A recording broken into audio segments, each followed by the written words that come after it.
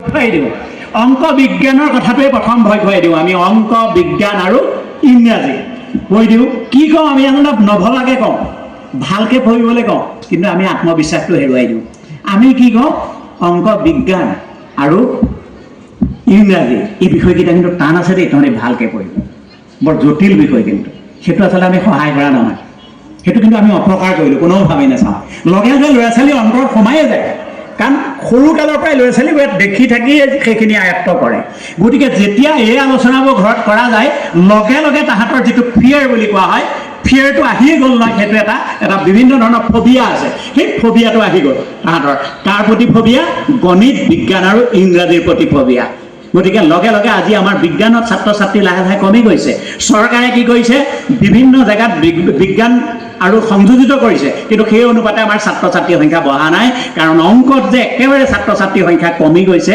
তাৰ কাৰণটো হৈছে আমি প্ৰথমতে আত্মবিশ্বাসটো নিদিওঁ আৰু আত্মবিশ্বাস যদি দিওঁ তেতিয়াহে চিন্তা কৰিব পাৰে আৰু সেই চিন্তাটোৱে হৈছে আমাৰ শিক্ষা ব্যৱস্থাটোত সেইটোৱে হৈছে আমাৰ সপোন সেই সপোনটো আচলতে দেখাব পাৰি চিন্তাটো কেতিয়া আহিব এটা সপোন থাকিব লাগিব তেতিয়াহে চিন্তা কৰিব আৰু আজিকালি কিছুমান সহজলভ্য হোৱাৰ কাৰণেও আমাৰ এই চিন্তাৰ কথাটো গুচি গৈছে আমাৰ শিক্ষাৰ কেইবাটাও আমি স্তম্ভ আছে আমি পিলাৰ্ছ অফ এডুকেশ্যন বুলি কওঁ প্ৰথমটোৱে হ'ল প্ৰথম যিটো সেইটো হ'ল লাৰ্ণিং টু ন' এই যে আমি লাৰ্ণিং টু ন' বুলি কওঁ এই ন' এই কথাটো আজি এই বৰ্তমানৰ চৰকাৰে কিছুমান সলনি কৰিলে সেই সলনি কৰা বস্তুখিনি কিন্তু শিক্ষা ব্যৱস্থাত আমাৰ সোমাব লাগিব যেনে আপোনালোকে ভাবক আপোনালোকৰ ঘৰে ঘৰে মই একদম সৰু কথাবোৰ কওঁ ঘৰে ঘৰে আপোনালোকৰ ঘৰত বিচনা আছে ঘৰত দৰ্জা লগাই থোৱা আছে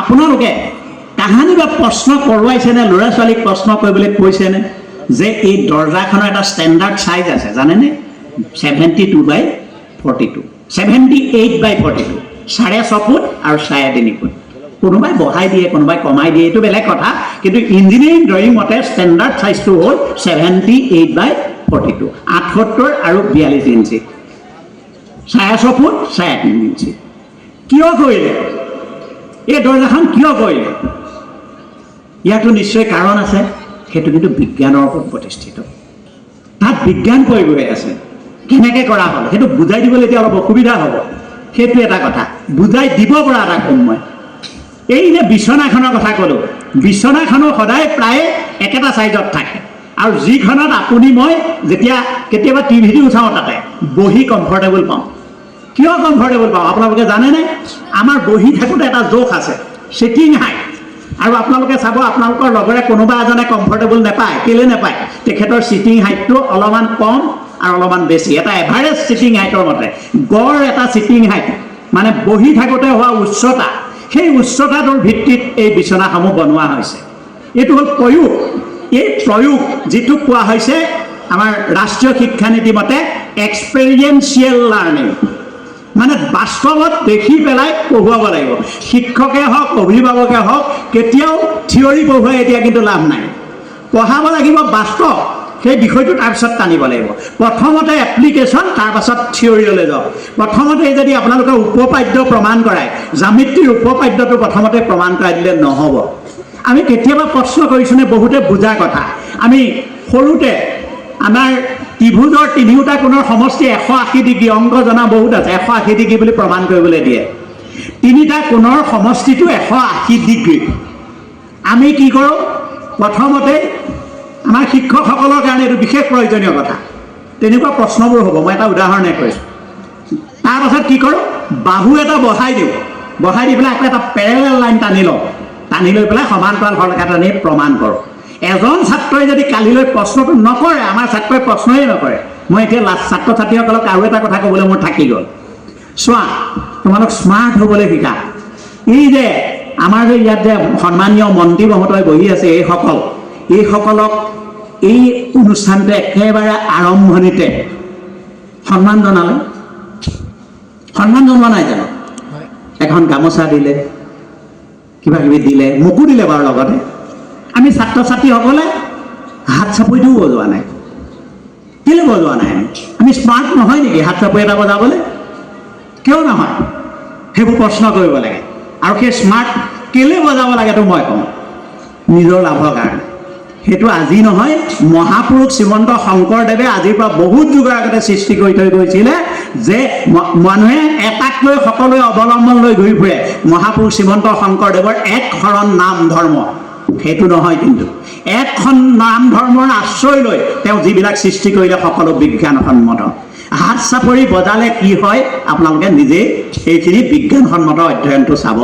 দিনটোত মই কৈছোঁ ইয়াত হাত চাপৰি নবজালেও ঘৰত হ'লেও 2-3 বাৰ হাত চাপৰি বজাব। তাৰ দ্বাৰা অন্ততঃ এই হাতকেইটা এনেকৈ দি দিলে এনেকৈ কপি নাথাকে, কম বয়সত নকপে। সেইটো কিন্তু মই আজিয়ে গেৰাণ্টি দিছোঁ, কম বয়সত নকপে। কাৰণ মই নিজে প্ৰমাণ, মই আগতে বৰকে নবজাইছিলোঁ, এতিয়া মোক বজাবলৈ দিয়াৰ লগে লগে মোৰ হাতকেইটা পোন হৈ গ'ল, লৈ থাকে। আগতে এনেকৈ নৰয়, এনেকৈ গম পাইছেনে? এই এটা প্ৰমাণ দিছোঁ দেই, মই বহুত প্ৰমাণ আছে ইয়াত, কেৱল কিন্তু এক্সাৰচাইজটো হাত চাপৰি।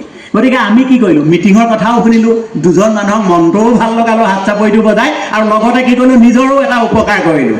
আৰু লগতে আমাৰ ছাত্ৰ ছাত্ৰীসকলে আমাৰ নিজৰ স্মাৰ্টনেছটোও দেখুৱালোঁ যে আমি কথাখিনি শুনি আছোঁ, কি কৰিছে ইয়াত দেখি আছোঁ, সেই কথাটো লাগে। এতিয়া ইয়াত এইখন সভাত তেনেকুৱা নাই। বহুত সভাত দেখোঁ ছাত্ৰ ছাত্ৰীসকলে কি কৰে, মোবাইল ফোনটোত লাগি থাকে, মনে মনে মোবাইল ফোনটো টিপি থাকে। আৰু এই চিন্তা যে মই এতিয়া লগতে ক'লোঁ, এই চিন্তা শক্তিৰ নাইকিয়াৰ এটা কাৰণ হৈছে এই মোবাইলটো। এইটো কোৱা নাই যে মোবাইলটো অপ্ৰয়োজনীয়, মোবাইল নহ'লে শিক্ষা এতিয়া আগবাঢ়ি নাযায়। তাৰমানে এইটো নহয় অনবৰতে আমি মোবাইলটো ব্যৱহাৰ কৰি থাকিম। কাৰণ আজি ChatGPTৰ যোগেদি যদি পৰীক্ষাত এজ ইট ইজ লিখি দিওঁ, আমি নম্বৰ 0 দিবলৈ কৈছোঁ, সেইটো নহ'ব। নিজৰ মগজুটো কিন্তু তাত খটুৱাব লাগিব। আজি আপোনালোকে বজাৰত চাওক, বজাৰত আপোনালোকে যাওক, এই প্ৰশ্নবিলাক কৰিব লাগে।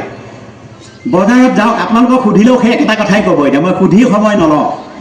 মাৰ্কেটত যদি আপোনালোকে চাৰ্ট বিচাৰে, আটাইতকৈ চাৰ্ট কোনকেইটা চাৰ্ট পাব? 40 চাইজ আৰু 42, 40 আৰু 42 চাইজৰ চাৰ্টকেইটা পায়। কিয় পায়? বাকীবিলাক চাৰ্টৰ সংখ্যাত 44 বিচাৰকচোন, খুব কম। 39 বিচাৰকচোন, খুব কম। 40 আৰু 42 পায়। আপোনাৰ গণিতত 10মান শ্ৰেণীত, ইয়াত 10মান শ্ৰেণী আছে, 10ম আছে, 10ম শ্ৰেণী। গতিকে 10ম শ্ৰেণী আছে, মান আৰু শ্ৰেণী একেটাই দেই, মই ভুলকৈ কৈছোঁ। এইবোৰ শিকি থাকিবৰ কাৰণে মই শুধৰাই থাকোঁ নিজে। 10ম শ্ৰেণীত আমাৰ কি আছে, এই অলপ পৰিসংখ্যা বিজ্ঞানৰ কথা আছে তাত আমি যে মিড মিডিয়ান মড বুলি পঢ়োঁ, মাধ্য, মাধ্যিকী আৰু বহুলক, হয়নে? সেইটো হ'ল ছাৰ্ভে কৰি দেখা গৈছে যে মাৰ্কেটত সেইটো চাৰ্ট বেছিকৈ কেলৈ আহে, আমাৰ সৰহ সংখ্যক মানুহৰ চাইজটো 40 আৰু 42। আমাৰ মিনিষ্টাৰ মহোদয় হয়তো অকণমান বেলেগ হ'ব পাৰে, নে এটাতে হ'ব? 40, 42তে হয়নে? নে 42তে চলি যায়। গতিকে 44লৈ ক'বলৈও বেয়া পায় বহুতে, 44টো অলপমান মানে আউটলায়াৰ হৈ যায়। গতিকে 40, 42ৱে যায়, মোৰো 40। গতিকে এটা সময়ত 42 আছিলে, এতিয়া 40 কৰিলোঁ।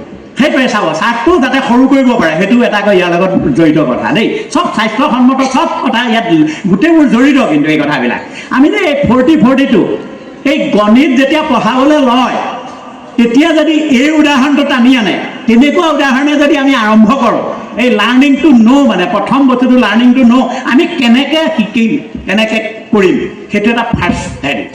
দ্বিতীয়টো হ'ল, দ্বিতীয় পিলাৰটো, দ্বিতীয় স্তম্ভটো শিক্ষাৰ হ'ল লাৰ্ণিং টু ডু, যিটো আজি আমাৰ ভাৰত চৰকাৰ, অসম চৰকাৰে অতিকে গুৰুত্ব দিছে। আমি কিন্তু কিবা এটা কৰিবলৈ উপযুক্ত হ'ব লাগিব। সেই উপযুক্ততা নহয় কিন্তু চাকৰি, উপযুক্ত হ'ব লাগিব, যিকোনো উপায়ে আমি উপযুক্ত হ'ব লাগিব। আৰু সেই উপযুক্ত মানে চাকৰি কৰা নহয়। মই আকৌ উদাহৰণ দিম, ডিব্ৰুগড় বিশ্ববিদ্যালয়ত এতিয়া পাৰফৰ্মিং স্পৰ্টছ বুলি এটা আমাৰ চেণ্টাৰ আছে, doctor Bhupen Hazarika centre for performing arts. সেই পাৰফৰ্মিং আৰ্টছৰ এজনো ষ্টুডেণ্ট বুলি ক'লেও ভুলকৈ কোৱা নহয়, পাইছে কেইজনমানে, সেইটো নগণ্য, চাকৰি পোৱা নাই। কিন্তু আটাইতকৈ সুখী হ'ল সেই ছাত্ৰ ছাত্ৰীসকল। কিয় সুখী? তেওঁলোকে সদায় নিমন্ত্ৰণৰ কোবতে তেওঁলোকৰ ব্যস্ততা হৈ থাকিব লগা হয়, আৰু সেই নিমন্ত্ৰণিত তেওঁলোকে প্ৰত্যেকটো নিমন্ত্ৰণিত যেনে হ'লেও 500 টকা পায়। চেল্ফ ডিপেণ্ডেণ্ট, তেওঁলোকে নিজে সেইটোৱেই চাকৰি। কিন্তু তেওঁলোকে নিজক, আৰু ইমান এটা আনন্দ তেওঁলোকৰ, কাৰণ তেওঁলোক আটাইতকৈ সুখী। কিন্তু মোৰ মতেতো কোনো অসুখী মানুহ নাথাকেই। এতিয়া এই মহাবিদ্যালয়ৰ শিক্ষকসকলে আজি প্ৰভিঞ্চিয়েলাইজ হোৱা নাই, হয়তো দৰমহা পাতিও খুব কম পায়, কিন্তু তেওঁলোক অসুখী বুলি নকওঁ, কিন্তু অসন্তুষ্টি। আজি আমাৰ ইয়াত যে মন্ত্ৰী মহোদয় বহি আছে, মন্ত্ৰী হিচাপে তেখেত সুখী কিন্তু সন্তুষ্ট নহয়, অনবৰতে চিন্তা মই ভবামতে কামবোৰ কৰিব পাৰিছোনে নাই। আৰু সন্তুষ্ট যদি হয় তেখেতে দ্বিতীয়বাৰ মন্ত্ৰী নাপায়, সন্তুষ্ট হ'লে নাপায়। কেলৈ নাপায়? আপুনি মই কোনোবা সন্তুষ্ট নাই, সন্তুষ্ট হোৱা মানে আপুনি আপোনাৰ কাম শেষ হ'ল তাৰমানে। কোনোবা সন্তুষ্ট হ'ব পাৰে নেকি? কেতিয়াও নোৱাৰে। আপোনাৰ যিজন ঘৰত গৈ একদম বৃদ্ধ বুলি কওঁ আমি বহি থাকে, তেখেতেও কিন্তু অনবৰত চিন্তা কৰি থাকে, এই কেনেকৈ মই আৰু কিবা এটা ভাল কামত পৰামৰ্শ এটা দিবলৈকে চিন্তাটো কৰি থাকে, কিবা এটাটো কৰে। গতিকে এইটো হ'ল কোনোদিন মানুহ সন্তুষ্ট নহয়। মই দিছিলোঁ পৰামৰ্শটো, সেইমতে কামটো হ'লনে নাই, বা অনবৰতে চিন্তা কৰি থাকে। আজি আমি এতিয়া কওঁ, এতিয়া অসমত আজি আমাৰ যিসকল আমাৰ জ্যেষ্ঠ ব্যক্তি আছে 8.2% আছে 60ৰ ওপৰৰ ব্যক্তি, আৰু এইটো গৈ গৈ বোলে 20% হ'ব। এই ব্যক্তিসকলেতো একদম সুখী হৈ কাম কৰি আছে, কিন্তু তেখেতসকলৰো অসন্তুষ্টি আছে। সুখী মানে আমি সদায় ইংৰাজীত কওঁ বি হেপিলি ডিছছেটিছফাইড, আৰু যদি ডিছছেটিছফাইড নহয় তেনেহ'লে অসমৰ উন্নয়ন নহয়, ভাৰতৰ উন্নয়ন নহয়। তাৰ ক্ষেত্ৰত 3টা শব্দ আছে, গ্ৰ'থ, ডেভেলপমেণ্ট এণ্ড পাৰফেকশ্যন। এই যে যিটো বৃদ্ধিটো এটা কোৱান্টিটেটিভ টাৰ্ম, সংখ্যাত্মক, আৰু যিটো হ'ল উন্নয়ন সেইটো হ'ল কোৱালিটেটিভ এণ্ড কোৱান্টিটেটিভ বোথ। তাত গুণগত মানৰ কথা আছে। আপোনাৰ দৰমহা 100 টকা আছিল, আজি 200 টকা হ'ল, সেইটো মাত্ৰ বৃদ্ধি। সেই 200 টকাৰ সমানে আমি এডমিনিষ্ট্ৰেশ্যনত থকা মানুহবিলাকে বেছি কাম কৰিবলৈ কওঁ মাজে মাজে, আৰু ঠিক কেলৈ ক'ব লগা হয়, চৰকাৰে মাজে মাজে দিয়ে বঢ়াই থাকে, দৰমহা বঢ়াই থাকে। সেই দৰমহাৰ মতে আমি কাৰ্যসূচী কৰিছোঁ নে নাই? আমি বিশেষকৈ ক'লে আজি ইয়াৰ কলেজে নাই পোৱা, বাকী কলেজ টিচাৰসকলে যথেষ্ট দৰমহা পায়, বিশ্ববিদ্যালয়ৰ শিক্ষকে যথেষ্ট দৰমহা পায়, কিন্তু তেওঁলোকৰ ডিউটি কেৱল ইয়াতেই সীমাবদ্ধ থাকিলেতো নহ'ব, তেওঁলোকে বহুত কাম কৰিব লাগিব। তাৰ কাৰণে আমি মাজে মাজে তেওঁলোকৰ দৰমহাটো বৃদ্ধি কৰিলোঁ, মানে গ্ৰ'থটো বৃদ্ধি হৈ গ'ল, কিন্তু উন্নয়ন কিবা কৰিছে নাই, তেওঁলোকে সমাজত কিবা দিব পাৰিছে নাই, ছাত্ৰ ছাত্ৰীসকলে নতুন চিন্তা কৰি নতুন ধৰণে পঢ়াইছেনে নাই, সেইখিনিতো আমি চাব লাগিব। আৰু সেইখিনি ক'লে আমাক বেয়া পায়। আমাৰতো অসমৰ মাননীয় মুখ্যমন্ত্ৰী ডাঙৰীয়া একদম ৰাজহুৱা সভাত শিক্ষক শিক্ষয়িত্ৰীক কৈ দিয়ে, যি নকৰে সি কাৰোবাৰ গাত লাগে নেকি? কাৰো গাত নালাগে, আমাৰ গাত নালাগে। গতিকে সেইটো চবৰে গাত লগাই ল'বলগীয়া বস্তুৱেই নহয়, যিয়ে ভুলটো কৰি থাকে তাৰহে গাত লাগিব। গতিকে আমি আমাৰ ছাৰ্ভিচটো দিছোঁ নে নাই, সেইটো হ'ল উন্নয়ন। তাৰ পাছত সকলো মানুহে এটা পাৰফেকশ্যন বিচাৰে, সেইটোৱে হ'ল টাৰ্গেট, কিন্তু পাৰফেকশ্যনটো এটা ভাৰসাম্য অৱস্থা। আজি যিটো পালে সেইখিনিতে আপুনি ৰৈ থাকিব নোৱাৰে, সেইখিনিতে ৰৈ থাকিলে আপুনি তাৰমানে সেইখিনিতে সুখীও হ'ল, ছেটিছফাইও হ'ল, দুইটা হ'ল তাৰমানে। হেপী এণ্ড ছেটিছফাইড দুইটা হৈ গুচি গ'ল তাৰমানে, সন্তোষিতও হ'ল, সুখীও হ'ল। সন্তোষিত সুখী দুইটা হ'ব নালাগে, আচলতে হ'বই নোৱাৰে, হোৱাটো মানুহৰ জীৱন নহয়। আপোনাৰ এটা অসন্তোষ থাকিব লাগিব, থাকিলে আপুনি আকৌ কাম কৰিব। এইটোৱেই হ'ল মানৱ জীৱনৰ এটা গতি, আৰু এই গোটেই বস্তুবিলাক কিন্তু শিক্ষাৰ লগত জড়িত। মই প্ৰথমতে ক'লোঁ লাৰ্ণিং টু ন', লাৰ্ণিং টু টু, তাৰ পাছত হ'ল লাৰ্ণিং টু লিভিং টুগেডাৰ। আমি একেলগে বাস কৰি থকাৰ যিটো আমাৰ প্ৰৱণতা, আৰু তাৰ লগত জড়িত হৈ আছে এজনে আনজনক সহায় কৰা। আমি সকলো আমি মানুহ, আমি সকলোৱে একেলগে এখন দেশৰ উন্নতি চিন্তা কৰিব লাগে।